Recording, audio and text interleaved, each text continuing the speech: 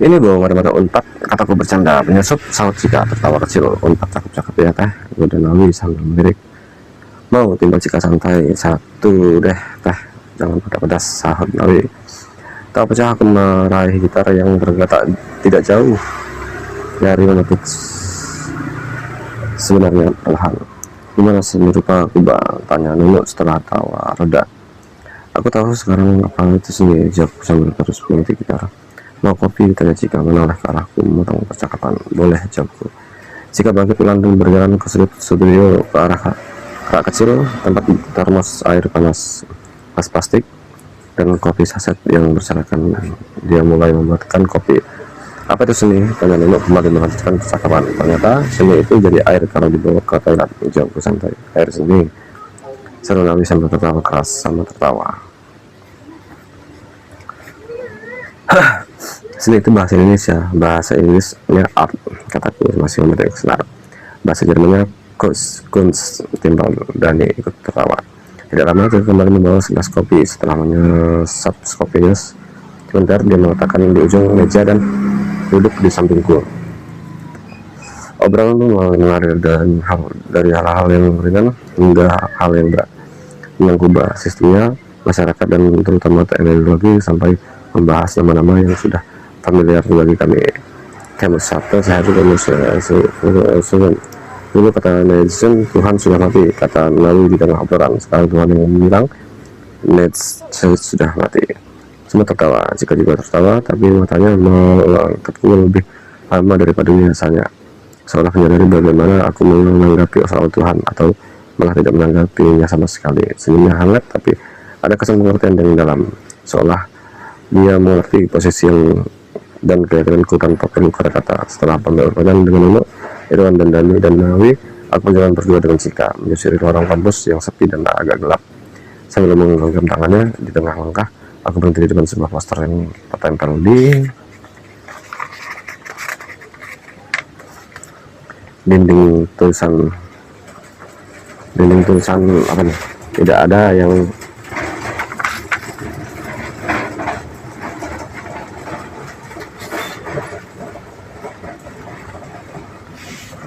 dengan tulisan tidak ada yang lebih berbahaya daripada pemerintah yang merasa benar sendiri dan tak pernah salah. Saat menutup Cika pun menatapku seolah tahu persis apa yang sedang kupikirkan. Kami berdiri di hadapan begitu dekat dalam diam. Jelasan hanya ada angin malam yang lewat pelan, membawa sesuatu yang tidak terlihat tapi terasa. Lalu, siapa yang lebih dulu memulai? Mungkin ITB. Yang jelas jarak antara ITB dan Unpad tiba-tiba menghilang begitu saja, larut dalam kemesraan. Ya, kami saling mencintai bersama, segala sesuatu yang sejalan dengan itu. Dari kejauhan, sama-sama terdengar suara penggembangan anak-anak UKM, unit kegiatan mahasiswa, yang mungkin sedang latihan di ruangannya. Tidak jauh dari situ, seorang bola basket memantul di lantai, diselimuti teriakan mahasiswa yang semangat bermain meski malam sudah turun. Semua terdengar jauh, seperti latar dari adegan yang tidak ingin mengganggu adalah adegan utama. Setelah beberapa saat, aku dan Cika kembali berjalan, tidak banyak bicara, hanya saling menggenggam tangan dan terus melangkah. Hingga akhirnya kami naik motor dan maju keluar dari kampus. Bulan hampir purnama dan memancarkan cahaya perakan pada bangunan, tanaman, dan bunga. Kamu harus mencintai dirimu karena aku juga begitu ke kamu, kataku setelah melewati gerbang. Jika tidak menjawab, dia hanya diam, kepalanya bersandar dolan di punggungku, keduanya tangannya mengulap erat. Bandung duduk sunyi, lampu-lampu jalan menyala redup memantul di aspal. Angin malam terasa rambut menyusut pelan di antara deretan pohon dan bangunan tua peninggalan Belanda yang masih berdiri elegan dan berkarakter di sepanjang jalan. Sayangnya, sebagian sudah dirobohkan digantikan oleh bangunan baru dengan desain rendah selera. Nah, siapa arsiteknya? Belanda memang pernah menjajah, kataku, tapi mereka berhasil membangun infrastruktur yang bagus. Ini seperti kebungan yang maju, pertambangan yang tertata. Riset jalan ada Boska, kebun raya Bogor. Sekarang kita sudah merdeka, tapi bisa enggak berhasil mereka. Lebih baik miskin tapi merdeka, jawab Cika. Tapi miskin juga enggak enak, kataku tertawa. Kan tinggal korupsi, jawab Cika itu tertawa. Mereka untuk korupsi, kataku setengah nyindir setengah menghela napas. Cika terdiam. Kita mencintai tanah air, kataku kemudian. Mereka mencintai apa yang dikandungnya, emas, intan, berlian. Kita dapat apa? Tanya sendiri. Tanah longsor dan air banjir, kataku sambil tertawa lagi. Jika ikut tertawa setelah mengantar Cika pulang, aku tiba di rumah sekitar pukul 10 malam. Bunda dan Lisa sudah tidur. Ketika kakakku sudah lama pisah rumah, menempati rumahnya masing-masing. Dia membantu kami yang membukakan pintu. Tadi ada telepon, katanya dari siapa? Lia. Oh, kataku singkat. Ya sudah. Aku langsung berjalan ke kamar mandi, membersihkan diri sebentar, lalu masuk ke kamarku. Saat berbaring di tempat tidur, pikiranku melayang. Kenapa belakangan ini Lia sering menelpon? Bukankah dia sudah punya suami? Lagi pula dia tahu aku sudah bercerita kalau aku sudah pacaran dengan Cika. Kembali ke kampus. Pagi itu aku bangun sekitar pukul 9. Bunda sudah pergi karena ada acara. Setelah pensiun dari guru, dia malah makin sibuk sana sini. Dia juga sudah berangkat kuliah, katanya dijemput acaranya. Andi, aku lalu melakukan rumah Cika dan menerimanya adalah dihati pembandingnya. Ada Cika, Bi? Tanyaku. Sudah berangkat, jawabnya. Bawa mobil? Iya, sendiri. Jika memang sering ke kampus membawa mobil sendiri ke kampus. Ulang tahun tuh? Oh iya, sudah, Bi. Makasih. Segera setelah mandi, aku berangkat menggunakan sepeda motorku ke perusahaan tempat aku bekerja freelance sebagai desainer. Aku mengenakan jaket jeans lusuh yang warnanya sudah pudar. Di sana aku bertemu Arnani, desainer tetap yang sedang duduk di bangku uji kerjanya. Aku juga babak dari bagian produksi, sedang bicara dengan Arnani. Dilan, saat Arnani saat melihatku, kapan pulang? Ini baru datang, ucapku. Alan tertawa. Bukan, maksudku kapan pulang dari Kuba? Kemarin. Urusan kamu, Lan, kata Baba. Iya nih, olahraga dong, kata Arnani. Nggak ada beli apa-apa, kataku. Aku banyak utang desain ya. Udah ada di tangannya dong, katanya Bapak. Kamu udah ketemu Pak Roni ya? Belum lah, kataku. Enggak, belum datang, jawab Bapak. Besok aja deh, aku cuma mampir hari ini, besok atau rusak kesini lagi. Kan ada Arnani, uang desain yang sebelumnya mau diambil. Oh, maulah, jawabku. Akhirnya aku dapat uang dari desain sebelumnya yang belum sempat ku ambil karena aku pergi ke Kuba. Setelah itu aku juga pergi ke kantor pikiran rakyat untuk bertemu Kang Hashim Asik dan mengambil honor karikaturku yang sudah dibuat beberapa kali, tapi belum sempat kuambil juga.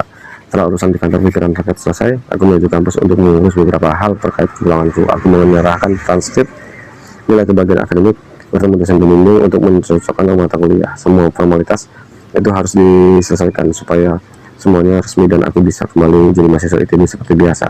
Begitu urusan administrasi selesai, aku pergi ke studio lukis. Di sana Nunun dan Nawi sudah dulu datang. Mereka tempat sibuk di depan kanvas masing-masing dengan dalam warna dan garis. Aku berjalan ke tempat biasa, lalu mulai membereskan dan bukan kanvas milikku. Itu adalah lukisan-lukisanku yang belum sempat kuselesaikan sebelum berangkat ke Kuba. Beberapa sudah mulai pudar, satu mengelupas berbagian lagi hanya berisi sketsa kasar. Studio rekaman yuk, ujar Nawi tiba-tiba.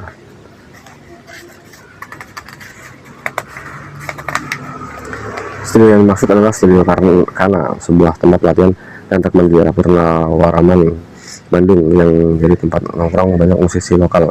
Di sana aku bisa merekam lagu terciptaanku sendiri. Kadang aku cuma satu dan dua notat, kadang suka datang coba. Aku Nawi dan Irwan punya lain kecil-kecilan. Lebih tepatnya band iseng yang kadang tampil di acara antara kampus, terutama saat orasi politik di lapangan basket ITB. Jir, rindu rekaman, oi, jawabku. Hayo malam ini, kata Nawi. Hayo, jawabku. Aku lapar, oi, kata Nono sambil mengatakan kalau puas. Belum makanan, belum, jawabku. Makan dulu yuk, kata Nono. Ayo, saatku ikuti tanyaku Nono. Ya. Udah makan, saya mah, jawabku Nawi santai. Udah kabar penculikan aktivis. Tangan Nono, dengar dari Cika, jawabku. Ngeri dunia. Alah, enggak, nggak tahu tuh. Sekarang katanya udah 3 orang yang hilang, katanya hilang. Siapa pelakunya? Enggak jelas. Kalau selesai makan, aku dan Nino kembali ke kampus. Maju dengan pelan masuk ke gerbang ITB. Dulu sih motor masih boleh masuk lewat situ, jadi rasanya seperti masuk ITB. Itu udah sekarang susah ya. Setelah melewati gerbang, habis itu yang ngasih bunga Petra Valois. Sekarang udah dikenal dengan bunga Closer, kami maju pelan menyusuri Boulevard ITB. Yang utama membentang dari gerbang ke arah utara, sepanjang sisinya berdiri di pohon mahoni tua yang rindang. Udara terasa sejuk dan asik selalu. Di lapangan basket, aku melihat perkumpulan mahasiswa duduk dan lantai dengan melingkari seseorang yang sedang duduk berbicara sambil memegang mikrofon. Suaranya terdengar lewat pengeras suara kecil, tapi tidak begitu jelas apa yang dibicarakan. Sebagian besar yang hadir adalah mahasiswa perempuan. Banyak yang antaranya mengenakan kerudung. Waktu itu tren kerudung memang sedang berkembang pesat, didorong oleh gerakan yang dikenal sebagai lautan jilbab. Gaungnya cukup kuat di kampus terutama sejak awal tahun 90-an. Lapang pasar di sisi kiri Browfoot itu memang sering dipakai untuk berbagai kegiatan mahasiswa, mulai dari diskusi, orasi politik, sampai organisasi yang sering mengikuti pemerintah Orde Baru. Ayo no, ada panu, tanya aku, nggak tahu, jawab untuk singkat. Aku menepikan motor di pinggir Browfoot lalu berhenti sejak menyaksikan kerumunan itu. Pembacaan puisi, kataku, Gamais, ya. Katanya Nono, Gamais adalah singkatan dari gerakan mahasiswa Islam. Saat itu memang banyak organisasi kampus, ada yang berbasis agama, yang ada yang sosiologi, ada juga yang lebih cair. Aku sendiri tidak terlalu memperhatikan, tapi saat itu suasananya terasa khidmat. Turun no, kataku, kami itu berdua turun. Aku mensalurkan motor lalu berjalan bersama Nono mendekat ke arah kerumunan. Tentang terdengar setelah seorang mahasiswa selesai membaca puisi, lalu MC maju tengah dan membicara dengan suara. Puisi yang menggugah hati, silakan selanjutnya siapa yang ingin membacakan puisi, tanyanya. Kalau berikutnya aku mengangkat tangan, saya, kataku, spontan. Semua mata menoleh ke arahku, aku berdiri agak jauh dari ingatan mereka. Lalu menatapku dengan ekspresi setengah bingung, setengah panik. Saya boleh, tanyaku sedikit ragu karena merasa bukan bagian dari kelompok itu. Silakan mas, jawab MC ragu. Tunggu, kataku, aku jalan ke tengah. Nanti mahasiswa yang bersila. MC menyatakan telepon, aku berdiri di tengah lingkaran, mengelola napas sejenak. Setelah beberapa menit, aku mulai bicara. Tidak ada Tuhan, teriakku lantang. Hening, semua orang tampak terdiam. Ada yang langsung terlihat kaget, kalau seperti hendak protes. Nono kejadian melihatku menduku. Aku belum selesai. Setelah sekitar 2 menitan, aku berdiri lagi dan melanjutkan dengan suara lebih keras. Selain Allah. Suasana berubah. Beberapa yang tadinya tampak ingin marah, sekarang tersenyum lega, bahkan ada yang tertawa kecil. Begitu aja dari saya. Tadi itu judulnya Tauhid, kataku sambil kembali menyerahkan mikrofon. Tidak ada yang tepuk tangan, sepertinya mereka masih mencerna apa yang baru saja terjadi.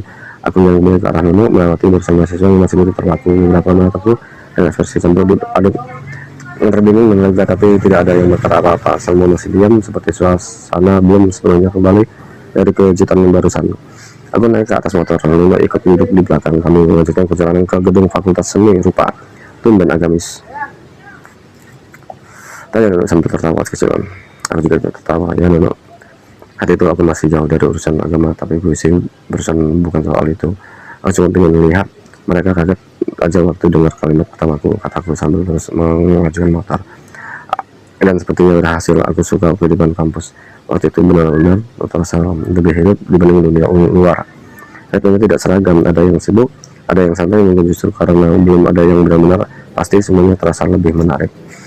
Setiap orang punya jalannya sendiri. Ada yang serius kuliah, ada juga yang sibuk kalau di organisasi, ikut aksi, hadir, diskusi, dan organisasi tergabung dalam komunitas yang diberi saham dan berfungsi. Ada yang lebih sering kerja freelance atau sibuk di luar kampus.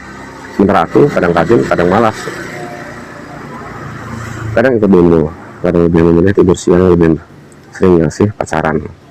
Hari itu isu politik mulai sering dibicarakan dan tidak semua peduli. Ada yang merasa itu penting, tapi banyak juga yang cuek. Yang penting kuliah lancar dan nilai aman. Diskusi dan orasi bisa panas di lapangan basket atau terdiskret. Tapi orang kopi, orang tetap bisa ketawa-ketawa membahas film atau ngobrol urusan cinta serius dan santai berjalan bersamaan. Di kampus semuanya masih proses, belum ada yang tahu pasti apa akan jadi apa, dan tidak ada yang merasa harus buru-buru. Mungkin karena itu kampus terasa seperti ruang yang luas, tempat dimana orang-orang bebas ragu, berubah pikiran, atau mulai lagi dari awal. Malam-malam di kampus kadang jadi tempat pelampiasan ide spontan, termasuk buatku. Pernah suatu malam bersama Nono, aku membuat gambar besar logo partai ketiga di tembok samping kampus. Bukan karena aku simpatisan PDI atau partisipan manapun, aku hanya ingin gambar saja. Tapi memang waktu itu ada semacam larangan tidak tertulis, kampus sebaiknya bebas dari simbol partai politik. Justru sekarang itu rasanya jadi menarik. Dan itu pro P3, kataku memandang hasilnya. Nono tertawa. Tapi besok paginya gambar itu sudah lenyap, ditutup cat putih pasti oleh pihak kampus. Di malam berikutnya aku kembali lagi membawa cat dan kuas menggambar logo kalau partai penguasa saat itu. Hanya ukuran besar, dan sepertinya sebelumnya keesokan harinya sudah hilang itu pada saat putih juga. Pada malam ketiga aku tidak menggambar logo apa-apa, aku hanya menulis dengan huruf besar-besar mau apa di tembok yang sama. Dan keesokan harinya tentu saja tulisan itu pun dihapus juga dengan cat putih. Aku tertawa dan berkata kepada Nono, oh mereka nggak ingin pakai apa-apa. Nono ketawa. Kadang aku ambil nyanyi solo ditaruh di acara spontan di lapangan merah, yaitu lapangan semen di cat merah, ukuran lapangan volley terletak di tengah gedung fakultas. Bentuknya seperti alma mater kecil yang tangga tempat duduk. Tempat itu semacam titik kumpul informal, seruang bebas untuk mengekspresikan apa saja. Sore-sore sering ada pembicaraan puisi, pertunjukan musik, atau ngobrol ngalor ngidul yang tiba-tiba berubah jadi diskusi serius. Yang menarik di sana hal-hal terlalu rapi, terkesan mainstream. Biasanya yang seni biar harus ada yang berbeda, harus terasa orisinil atau setidaknya nekat. Itulah semangat yang bikin kami betah nongkrong dan tampil tanpa terlalu banyak mikir. Sebetulnya masih banyak yang kuceritakan soal hal-hal depan kampus dulu, tapi semua dibuka bisa-bisaan ketahuan. Oh jadi kamu yang waktu itu, nanti malah jadi panjang urusan lagi yang melibatkan fakultas lain dan mereka bikin kegiatan. Jadi segini saja dulu, anggap cukup sudah memberi gambar.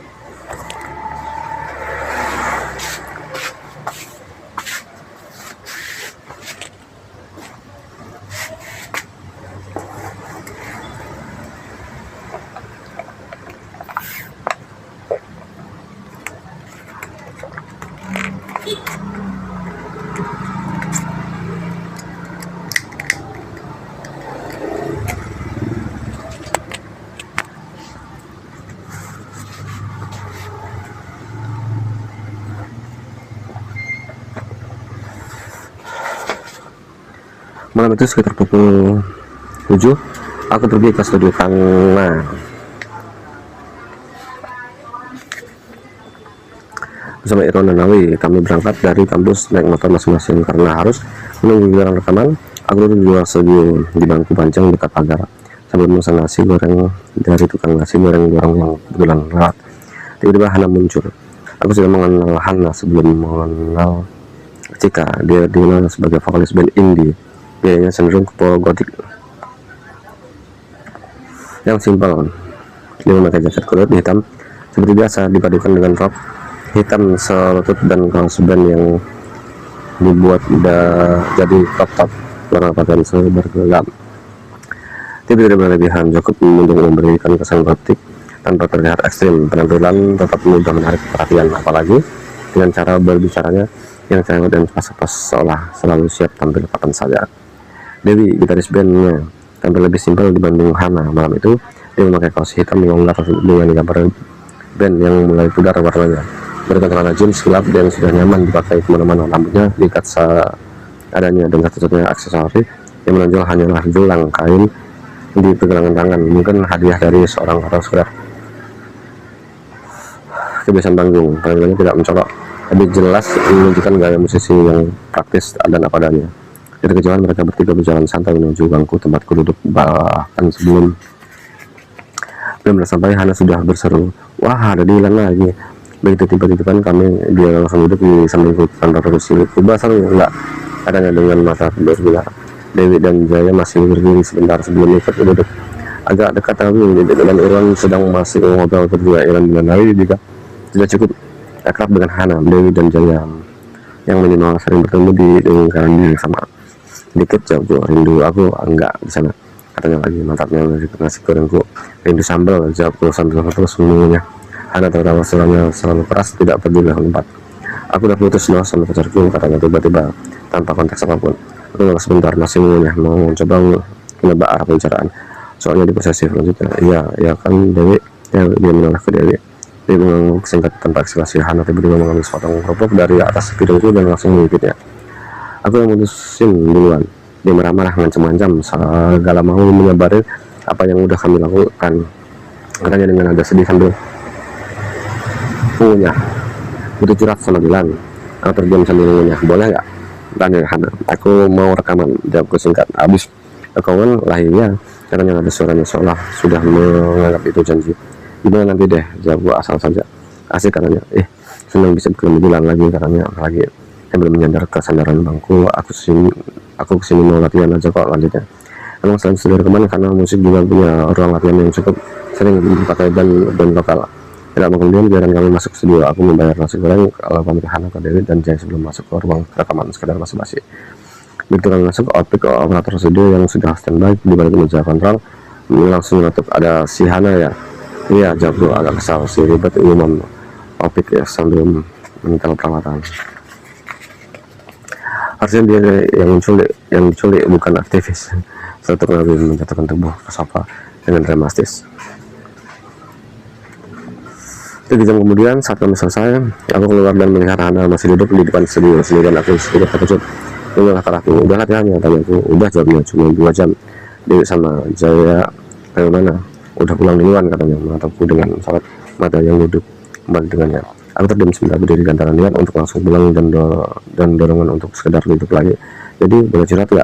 Tanyanya pelan, nadanya berbeda dari tadi. Lebih tenang, seperti suara yang keluar setelah semua keramaian sudah. Aku tetap rangan-rangan. Tidak jadi hanya bersama dengan Iron menyanyi. Aku langsung ke kampus. Aku pergi dengan motor masing-masing, meninggalkan aku dan Hana di depan studio rekaman. Ya udah, kata Hana sambil berdiri. Ntar aku pulang dong. Untuk melihat aku terus. Aku tergantung kerja jujur saja. Dirasa aku pembuatan aku sudah punya pacar dan rasanya aneh-aneh saja mengantar teman lain pulang malam-malam begitu. Aku tahu kalau jika tahu dia pasti akan marah. Dan bagaimanapun itu bukan sesuatu yang bisa dijelaskan dengan mudah. Tapi sudah hampir pukul 11. Tidak ada angkot, ojek online belum ada di zaman itu.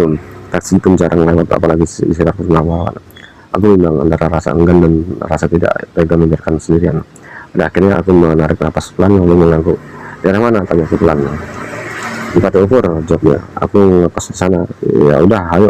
Kataku akan mencoba untuk terdengar biasa, padahal dalam tidak karuan. Aku mengajukan motorku perlahan menyusui lajur sempit purnawirawan yang mulai sepi. Di belakangku Hana mulai memelukku. Aku tahu tidak seharusnya. Kalau jika tahu, dia pasti marah. Dia bagaimanapun pelukan itu bukan hak Hana. Dan kehadiranku malam itu yang membiarkannya dia juga bukan tanpa konsekuensi.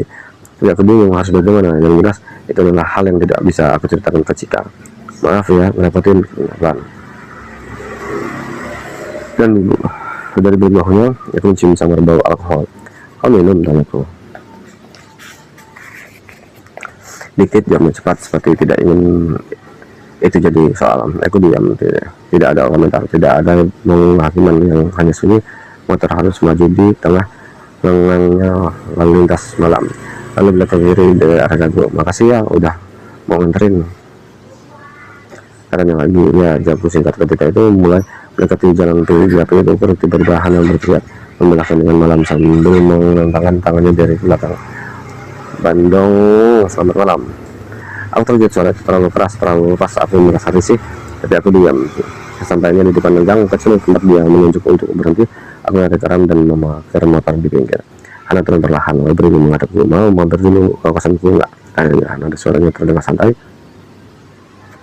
tapi selamatannya penuh ajakan. Enggak, jawabku cepat, hampir refleks. Bentar aja lah, ayo. Aku ada perlu, kataku. Lalu tanpa menunggu jawabku, aku meninggalkan motor. Ya udah, makasih ya. Karena suaranya turun. Hampir tidak terdengar. Aku tidak membalas, cukup menatap ke depan. Lalu tancap gas meninggalkan Hana dari ujung gang yang temaram. Aku memacu motorku meninggalkan di Pati Ukur. Menyusuri jalan menuju Simpang Dagu. Lalu jalan langsung ke kampus Bandung sangat sunyi saat itu. Lampu jalan menyala redup, trotoar kosong dan udara malam terasa dingin daripada biasanya. Tidak Ada angkot lewat, tidak ada suara orang berbincang, hanya dengungan mesin dan bayangan pohon di tepi jalan. Tapi beberapa meter setelah belok kiri menuju dalam itu, aku merasa ada yang aneh. Suara burung motor lain terdengar terlalu dekat di belakangku. Kupikir hanya kebetulan, tapi saat ku percepat laju motor, suara itu juga ikut cepat. Aku melihat di belakang ada 3 motor, 2 diantaranya berboncengan. Tidak ada yang terlalu mencolok, tapi cukup untuk membuatku risau. Degup jantungku mulai tidak karuan. Aku tahu aku sedang dibentuk tapi oleh siapa. Yang aku tahu hanya satu hal, aku harus segera menuju tempat aman. Pilihannya kampus. Aku meluncur ke jalan Ganesha. Orang-orang yang sini bermeter keluar jalan Ganesha. Malam itu sebagian besar sudah tutup, hanya beberapa saja yang buka dengan 1-2 mahasiswa yang hidup di sana. Gerbang kampus terlihat dari kejauhan, dan untuk pertama kalinya pada malam itu aku merasa betul lega. Tidaknya ada kemungkinan mereka tidak akan berani masuk kampus. Tapi sebelum sampai di gerbang, salah satu motor mulai menyalip di sisi kanan motorku. Ronsia, berhenti kamu, teriak salah satu dari mereka. Suaranya keras, kasar, diseret angin malam, nadanya jelas mengancam. Aku terkejut sambil menoleh, tapi tetap memegang stang erat-erat. Napasku beribu. Aku tidak mengenal wajahnya. Pakai helm setengah, jaket kulit hitam, wajahnya sebagian tertutup masker. Aku tidak berhenti, wajah motor lebih kencang. Aku harap bisa sampai ke gerbang kampus sebelum mereka mengepungku. Tapi yang lain mulai bergerak ke kanan, mencoba menutup jalan. Aku terjepit tepat di depan gerbang itu. Aku langsung menekan klakson untuk menarik perhatian orang yang mungkin ada di sekitar. Aku melakukan beberapa kali dan agak lama seperti kode darurat. Beberapa detik kemudian muncul 2 satpam ITB dari pos jagaan. Mereka berlari ke arahku. Beberapa mahasiswa yang duduk di warung helm juga keluar karena penasaran ada apa melihatku. Itu ketiga motor yang tadi membuatku langsung memutar balik secara tergesa, melaju cepat ke arah jalan dagu dan menghilang di tikungan. Aku tahu siapa mereka, tapi menurutku entah kenapa langsung terhubung Hana. Aku menekan mudah, apa mungkin itu pacarnya Hana bersama teman-temannya, tapi aku tidak tahu. Dan itu justru yang membuat semua terasa lebih mengganggu. Tidak pastian. Kalau memang karena aku mengantar Hana pulang, bagaimana mereka tahu? Apakah mereka mengikuti dari studio Hana? Apa mereka memang sudah mengawasi Hana dan mengendali siapapun yang terlihat dekat dengannya? Terlalu banyak kemungkinan dan aku tidak punya cukup petunjuk. Tapi yang jelas itu bukan hanya perasaan biasa, ini semacam alarm, sesuatu yang menyuruhku untuk lebih hati-hati bahwa kemungkinan bahaya. Di sisi lain aku juga sempat berpikir, jangan-jangan mereka adalah bagian dari geng motor yang dulu pernah berseteru denganku musuh lama yang mungkin belum selesai, atau bisa jadi yang begal yang melihatku sebagai sasaran empuk. Semua kemungkinan bebas, seperti kepalaku saling tabrakan satu sama lain. Pesta ulang tahun. Sore itu sekitar pukul 5, aku pulang ke rumah. Saat membuka pintu dan masuk, aku melihat Bunda sedang menyalakan di ruang tamu. Dia menoleh sebentar ke arahku, lalu berkata ke telepon, "Ini Dilan, baru datang." "Siapa?" tanya sambil mengulas sepatu. "Kekasihmu," jawab Bunda sambil mengeluarkan gagang telepon ke arahku. Ekspresinya setengah saya menggoda, tidak serius. Aku mengambil telepon dari tangannya. "Berpulang," suara Cika langsung terdengar. "Iya," jawabku sambil duduk di ujung sofa. "Tadi habis belanja alat gambar di Tidar. Antar yuk ke ulang tahun temanku." "Kapan?" "Malam ini," katanya. "Berangkat jam habis maghrib aja," katanya.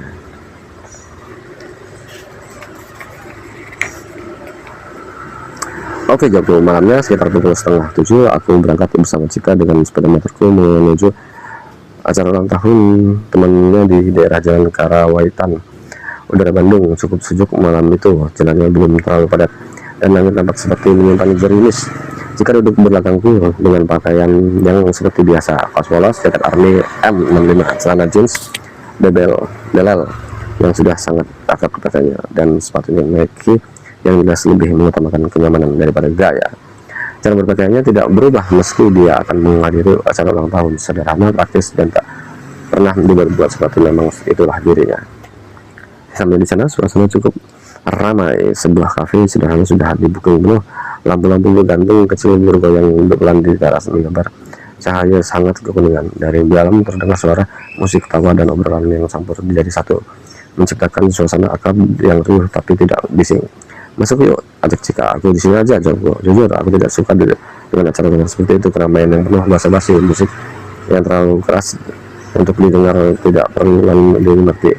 Percakapan itu membuatku merasa tidak ada tempatnya. Aku dengan duduk di luar, melihat orang lalu lalang daripada harus berdiri di tengah ruangan sambil berpura-pura menikmati suasana. Ya udah, bentar aja, kata Sika. Aku mengangguk. Dia pun masuk ke dalam kafe ke tempat acara berlangsung. Menginap di antara beberapa tamu yang berdiri, aku memilih duduk di salah satu kursi kosong di teras dekat tanaman hias. Di sana sudah ada 3 laki-laki, salah satunya tampak lebih tua, mungkin sopir keluarga dan salah satu tamu. Sudah lainnya kira-kira semua seumuranku. Mungkin macam teman Sika atau sama-sama pengantar. Mereka duduk agak berjauhan. Salah satu dari yang muda mengangguk kecil kepadaku. Aku membahas sopan, lalu mengalihkan pandangan ke arah suasana malam. Beberapa menit kemudian, Sika kembali membawa 2 gelas teh, es teh dan sepiring kecil cemilan. Dia duduk di sampingku, meletakkan gelas dengan hati-hati di meja kecil di depan kami. Masuk aja yuk, ajaknya lagi. Kali ini nadanya sedikit memohon. Mungkin dia mulai merasa tidak enak meninggalkanku sendirian di luar. Enggak, aku di sini aja, aku sambil menyandarkan punggung suara musik dari kafe. Masih terdengar samar, tertahan pintu kaca, campur tawa dan suara peralatan makan yang saling beradu. Tepat ketika kata-kata itu selesai, diucapkan oleh Sika, sesuatu di sudut pandangku membuatku spontan menoleh. Ada sosok yang memasuki gerbang halaman kafe dan begitu melihatnya, aku langsung merasa jengah. Dia adalah Hana. Dia adalah bersama teman perempuan yang aku tidak kenal. Pelangi tetap mencoba dengan gaya khasnya. Contohnya emo yang kelihatan dari teasan matanya yang tebal dan liar hitam, serta nuansa kekot dengan di pakaiannya. Rambutnya diikat setelah ke belakang, menyiasakan beberapa helai yang jatuh di sisi wajahnya. Malam itu dia mengenakan sweater krim oversize yang kontras dengan rok hitam pendek serta sepatu boots yang sering dipakai saat manggung. Misalnya kombinasi warna gelap dan potongan pakaiannya membuat tampak seperti musisi alternatif yang mudah dikenal dari jauh. Saat matanya menyapu ruangan luar dan menangkap keberadaanku, langkahnya terhenti sejenak. Dia membuku, lalu dengan suara yang cukup lantang untuk membuat beberapa orang menoleh, dia berseru, "Dilan!" Jika spontan menoleh, wajahnya berubah, pandangannya langsung mengarah ke Hana. Lalu ke aku, Hana bertanya, "Siapa?" Ini orang yang duduk Mister kami ikut memperhatikan Hana melangkah cepat ke arah kami. Senyumnya lebarnya sama seperti menusuk diri, salah tak ada apapun yang terjadi, seolah dunia selalu berputar di sekelilingnya. "Ngapain di sini?" tanyanya saat kita berdiri di depan kami. Suaranya terdengar ringan tapi menusuk. Aku melihat ke Sika, dia tetap diam, tetapi tubuhnya sedikit condong ke belakang, seolah menahan jarak. Pandangannya tajam meneliti Hana dari atas sampai bawah, memperhatikan gaya berpakaian, senyum penuh percaya diri, dan dia sedekat itu denganku. "Nganter," jawabku pendek. Seketika aku merasa risih, dan aku sedang berdiri di dekat Sika. Sementara Hana berdiri persis di depan kami, membuat mereka sesenggung. "Ah, nganter siapa?" tanya Hana dengan seolah tidak percaya. Yang aneh, dia sama sekali tidak melirik Sika yang duduk di sampingku, seolah tidak ada Sika, seolah seluruh perhatian Hana hanya tertuju padaku. Perasaan risihku makin bertambah karena sikapnya yang seperti itu, rasa seolah dia ingin mengklaim perhatianku tersendiri tanpa sedikit pun menghiraukan Sika. Mungkin karena Hana memang belum mengenal Sika sama sekali, jadi tidak ada mengerti bahwa aku tidak sendirian. Atau bisa jadi di matanya Sika hanyalah salah satu tamu untuk ikut di situ, bukan seorang yang penting untuk diperhatikan. Atau memang dia hanya fokus padaku, selektif memperhatikan hal yang menarik perhatiannya, sementara lain di sekitarnya seolah tidak ada. Teman ini Dilan," kata Hana pada temannya perempuan di sampingnya yang jaket dan bertubuh mungil itu, menurunkan tangan. "Pipit," katanya. Aku menyambut ulurannya singkat dan hampir lalu menoleh kembali ke arahku. "Makasih lo udah ngantar aku pulang," katanya sambil menepuk bahuku ringan. Aku terkejut dan langsung merasa risih. Hana mengungkit malam kemarin saat aku mengantarnya pulang di depan Sika. Kata-katanya terdengar ringan, tapi dadaku langsung mengencang. Aku berusaha tetap tenang, menahan rasa canggung dan jengah yang muncul. Perasaan itu campur aduk, sedikit khawatir tentang apa yang Sika pikirkan, sekaligus risih karena Hana tampak begitu percaya diri, seolah tidak menyadari batas yang harusnya ada. Sekali sampingku tetap diam. Dia sering menyesuaikan posisi dulu, menahan napas sejenak. Aku diam dan memperhatikan Hana dengan waspada. Dengan itu mungkin terasa karena Hana baru saja menyebut soal aku pernah mengantarnya sesuatu yang harusnya dianggap pengkhianatan. Masuk aja yuk, ajak Hana. Nadanya masih terlalu riang untuk suasana sampai di tas ini, seperti sedang berbicara di atas panggung. Aku di sini aja. Dia aku tetap tenang, berusaha menjaga jarak dari sikapnya yang terlalu percaya diri. Ini ulang tahun saudaraku, kata Hana menjelaskan tanpa aku tanya. Aku diundang buat diundang nyanyi. Nada ringannya dibuat-buat penuh drama, seolah ingin menegaskan keberadaannya. Iya, jawab asal. Emang kamu ngantar siapa sih? Tanya ada suara yang ringan, tapi tidak ada kelihatan masalah. Aku menoleh ke Cika, lalu berkata, ini pacarku. Hana membelalak melajar. Oh, katanya mengancam. Wah, sepertinya pura-pura terkejut. Belum punya pacar, tanyanya lagi. Dia memang belum tahu.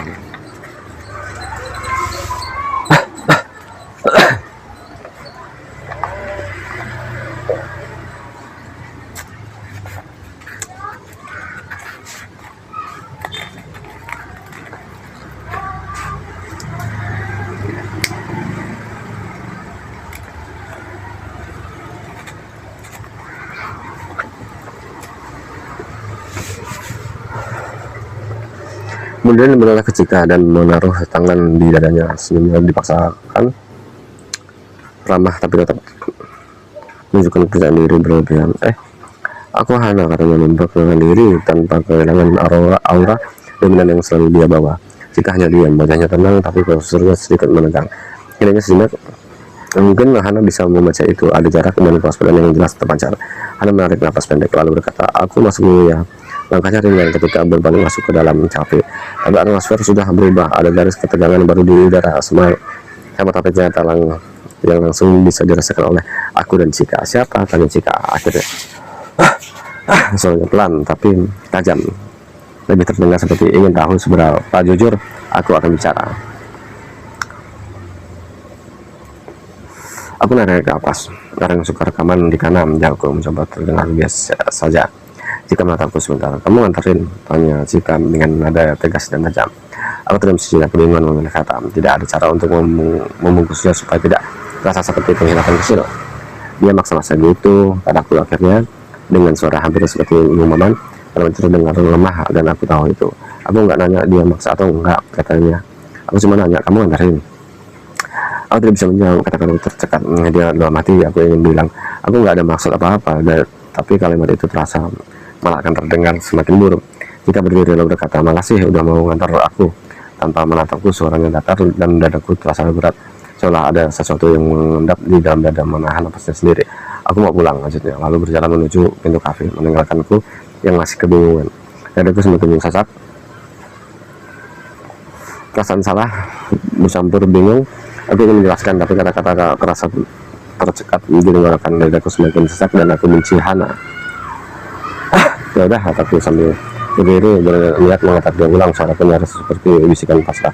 Aku menatap Cika saat melewati motorku yang terparkir di dalam kafe. Langkahnya tenang, tapi pasti hingga akhirnya dia berhenti di pinggir jalan. Jelas sekali dia ingin pulang sendiri, dan jarak yang tercipta diam nah kami membuat dadaku semakin sesak.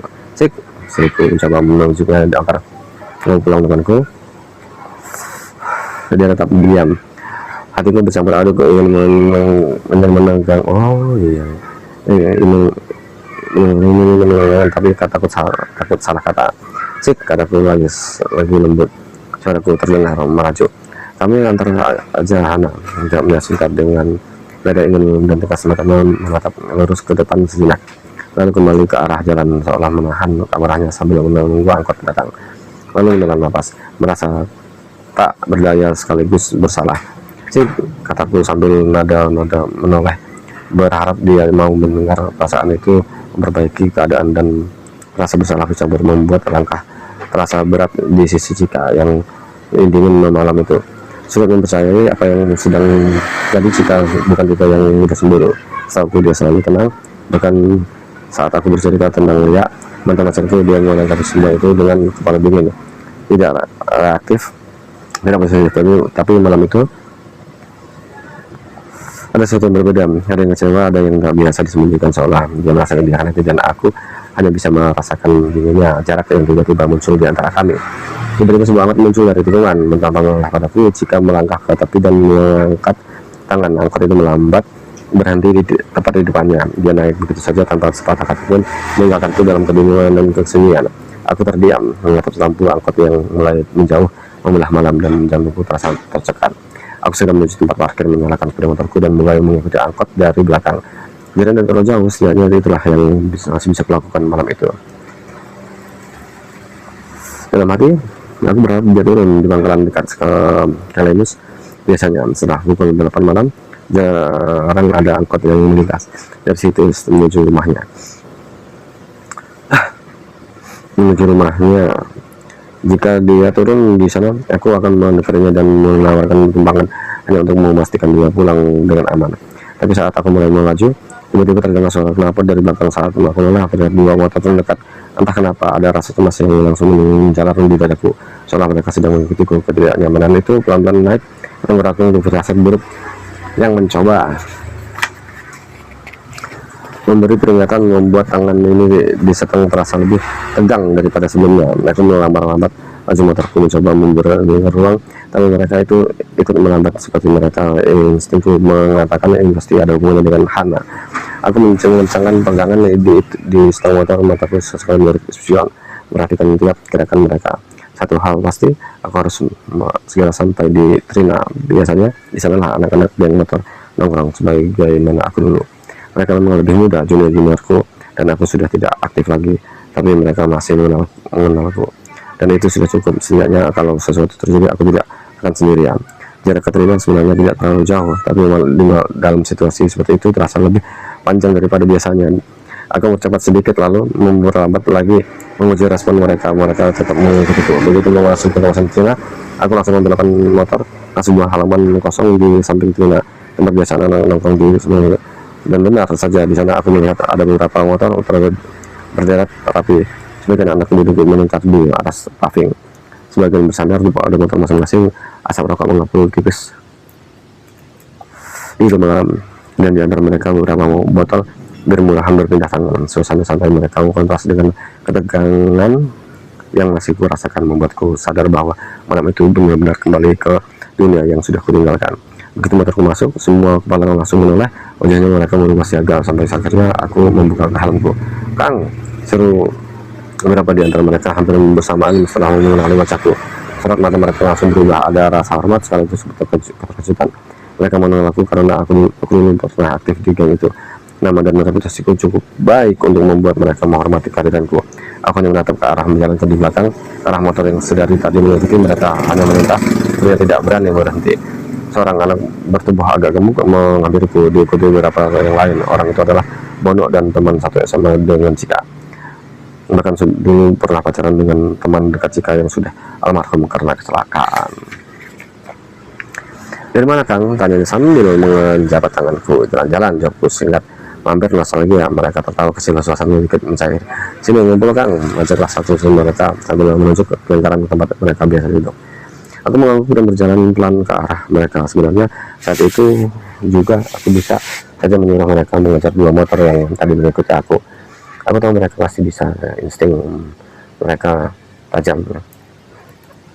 Gerakannya sempat tidak perlu banyak bicara, tapi yang tidak melakukannya, aku sudah tidak ingin terlihat dalam urusan seperti itu lagi. Sementara itu, pikiranku dipenuhi keinginan untuk segera pergi ke rumah Cika untuk menjelaskan semuanya, atau segera memastikan dia baik-baik saja. Tapi ada firasat menahanku. Langkahku motor yang tadi mengikutiku, aku kan belum benar-benar pergi. Mungkin mereka bersembunyi di tikungan menunggu aku keluar dari Trina. "Kang, segelas saja ya," salah seorang mereka bertanya sambil menuangkan bir ke dalam gelas.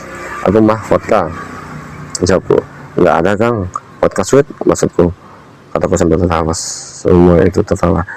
"Beneran enggak nih, Kang?" tanya lagi. "Enggak," jawabku. Aku menolak, bukan karena takut Bono bilang ke Cika, tapi memang karena aku tidak suka. Aku juga tidak suka narkoba.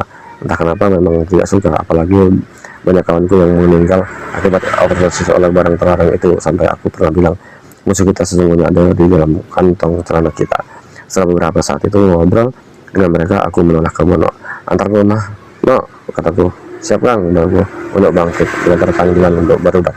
Kecil menyangka teman-temannya. Siap, jawab mereka serempak. Malam itu aku pulang di antara mereka. Aku hanya ingin sampai di rumah dengan selamat tanpa konfrontasi, tanpa masalah. Setelah sampai rumah, aku langsung menuju studioku. Itu adalah bekas gudang yang di belakang rumah. Sejak diterima di episode itu, gudang aku sudah seni lukis. Memang tidak terlalu besar, tapi cukup jika suka nongkrong di sana. Sejak sudah menjadi pacarku, aku melepas jaket, ambil kuas, mencelupkan kacat, dan melukis. Gerakan tangan mengikuti aliran pikiranku sendiri. Setiap sapuan warna terasa seperti cara untuk menenangkan diri sebenarnya malam itu. Berbaikan dengan aneka. Sejak kejadian malam itu, aku mulai berpikir kalau aku masih menggunakan sepeda motorku CB100 pasti aku akan dikenali oleh orang yang selama ini mengikutiku. Untuk sementara, aku memutuskan akan menggunakan mobil Nissan Patrol milik Bunda demi keamanan. Keesokan harinya, pikiranku masih tertuju pada Cika. Rasanya tidak enak. Aku gelisah sejak malam. Aku tahu masalahnya dengan tidak bisa dibiarkan begitu saja. Apapun yang terjadi, yang jelas Cika marah dan aku juga merasa bersalah. Aku harus menyelesaikan. Aku harus berbicara dengan Cika, menjelaskan semuanya supaya tidak ada salah paham yang semakin besar. Aku tidak bisa ditinggal diam. Jadi hari itu aku memutuskan ke rumah Cika menggunakan mobil Nissan Patrol.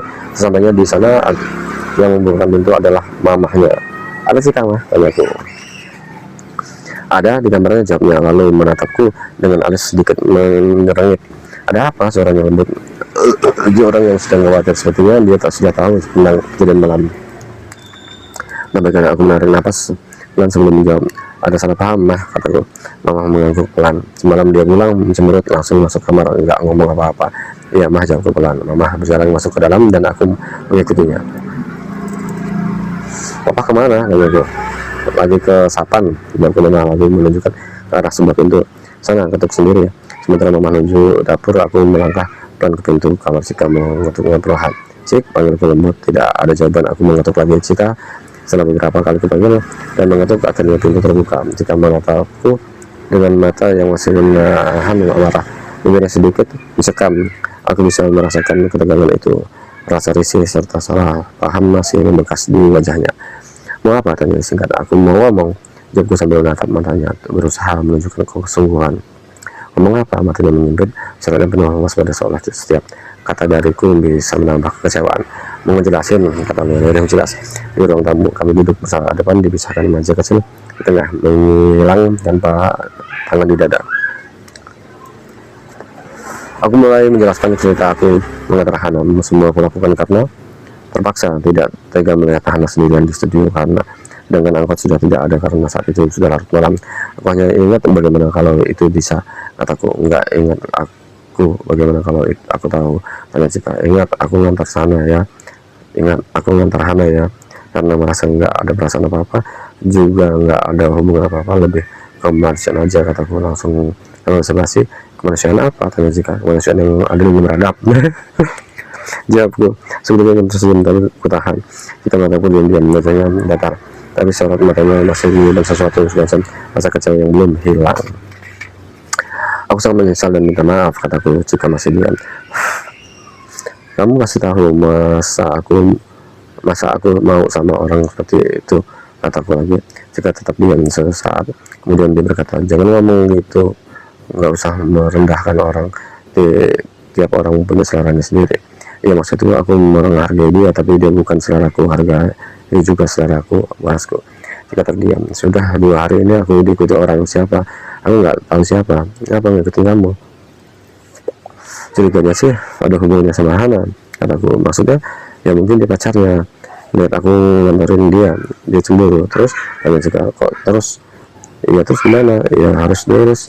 Jika dia rencananya sih aku ingin menemui Hana bareng kamu, kataku. Bisa bersamaan, Mama datang membawa makanan lalu meletakkan di atas meja sebelum duduk dan sofa. Ada apa? Tanya. Aku menoleh ke arah Mama. Orang yang memperrepotkan Mah, jawabku singkat. Cika, tanya Mama. Bukan, sahabatku. Udah enggak usah dibahas lagi, kata Cika tiba-tiba. Dan harus selesaikan yang jelas, Mama. Tenang. Udah selesai, jawab Cika. Tetap ketus tapi menenangkan diri sedikit. Alhamdulillah, ucap Mama. Cika menatapku sekelas lalu berkata, aku mau beli buku. Kemana? Tanyaku sedikit gembira karena urusan Ku dengan Cika, akhirnya selesai. Palasari atau Cika Pundung, jawab singkat. Ya udah, ayo, jawabku dengan senang. Melihat suasana di antara kami sedikit mulai cair. Kalau tak berkata apa-apa lagi, Cika berdiri dan menjawabnya. Kabar, kata Mama Pulan. Cika yang harus sabar, mah. Tidak lama kemudian, Cika keluar dari kamar sudah berganti pakaian kaos celana panjang dan jaket Amerika. Setelah pamit ke Mama, saya pergi menggunakan mobil Nissan Patrol. Bandung masih sepi saat itu, masih belum banyak kendaraan seperti sekarang. Jalan masih setengah panjang, hanya sekali motor dan mobil yang lewat. Di buku di mana? Tanya aku sambil mengemudi saat mobil mulai masuk di jalan raya Ciwastra. Terserah, ke Cipakumbung, kataku. Akhirnya mencoba memberi inisiatif karena jika mau memastikan harus beli buku di mana. Ke Palasari saja, katanya, tanpa menoleh. Pasar buku Palasari yang dimaksud oleh Cika adalah pasar buku murah yang terkenal di Bandung. Di sana juga mau menjual berbagai buku bekas, majalah, dan sekaligus menawarkan jasa percetakan, menjadikan sampai penyemprolan buku. Iya, jawab singkat saya itu. Aku menyadari suasana masih canggung. Cika memang sudah tidak marah lagi, tapi tetap belum sepenuhnya cair. Dia masih sedikit diam, tanda bahwa sisa rasa kesalnya belum benar-benar hilang. Sebelum nyetir, aku berpikir bagaimana cara membuat keadaan kembali nyaman.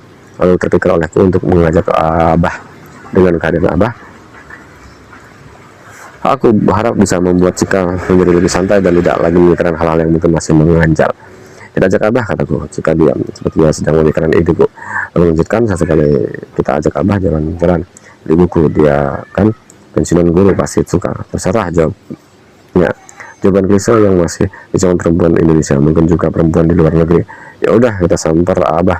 Sampai di rumah Abah, aku dan Cika turun melangkah melewati halaman hingga tiba di ruang tamu, sampai melihat Abah sedang duduk di kursi sibuk mengisi TTS.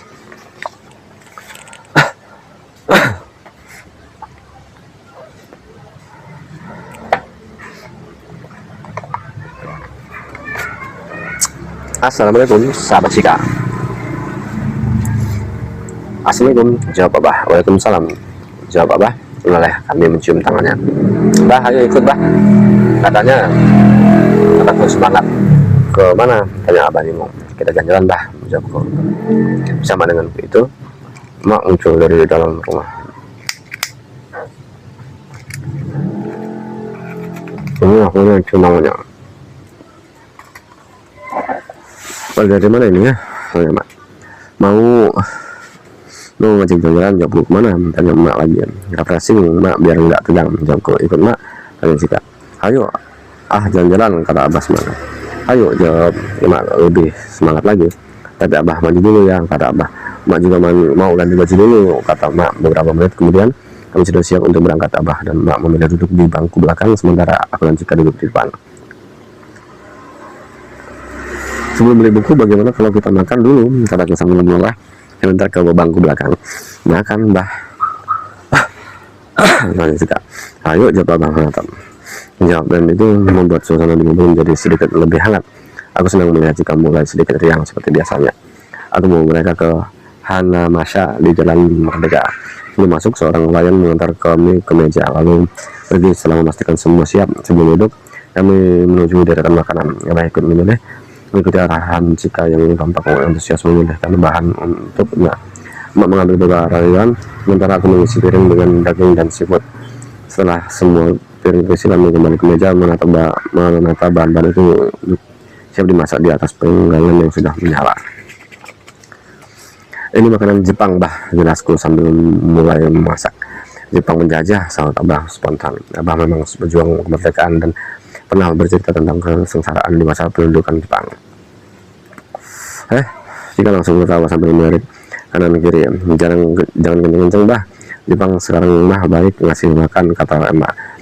Bukan ngasih, kata Cika tertawa. Harus beli, Mak. Suasana makan siang itu terasa ringan. Jika sesekali tersenyum meski tak banyak bicara. Abah dan Emak tampak lahap menikmati makanan. Sementara Cika sibuk menata sayuran di mangkuknya. Sesekali tawa kecil pecah di antara kami, membuat situasi menjadi lebih cair. Selesai makan, kami melanjutkan perjalanan menuju Dago. Waktu itu Dago belum seramai sekarang. udara masih sejuk. Jalan sebelum belum terlalu padat.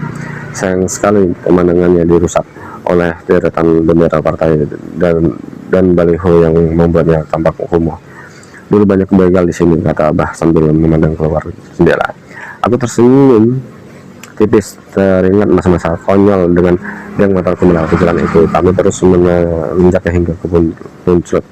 Di atas sana, pandangan kota Bandung melintang tampak tenang.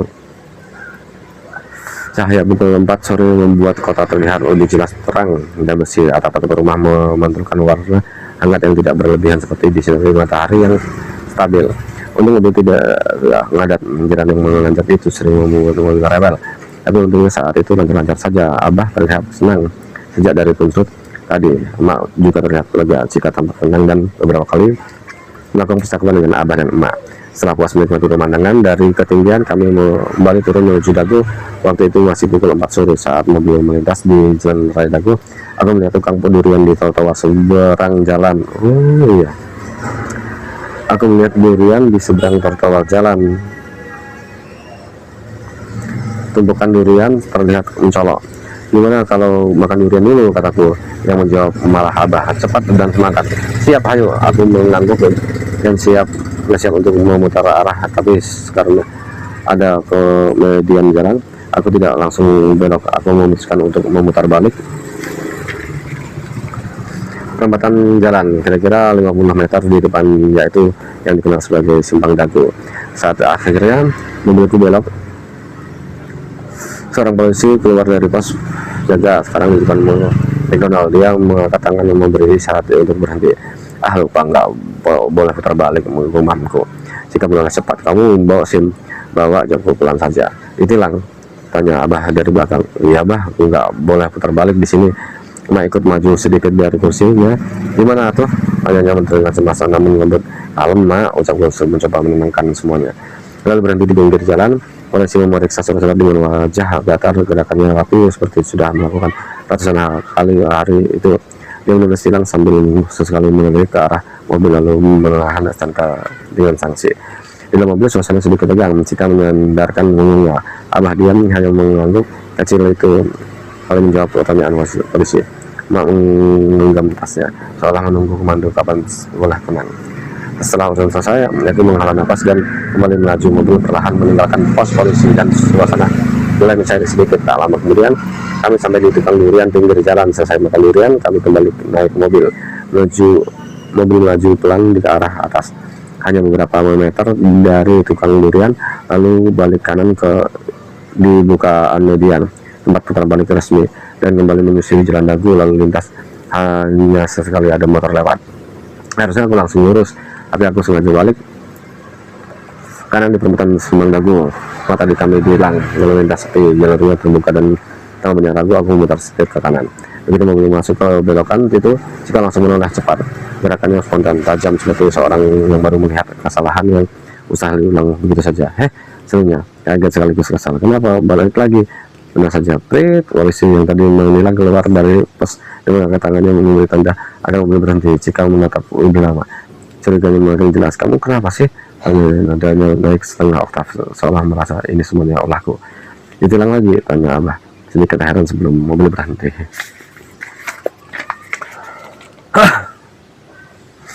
Iya Abah, agakku sambil menepikan mobil.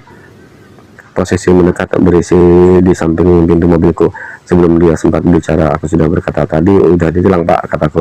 Polisi itu menunggu lama, seolah butuh waktu memproses kalimatku. Terus kenapa balik kanan lagi? Tanyanya. Akhirnya ada yang ketinggalan Pak, menjawab Batam.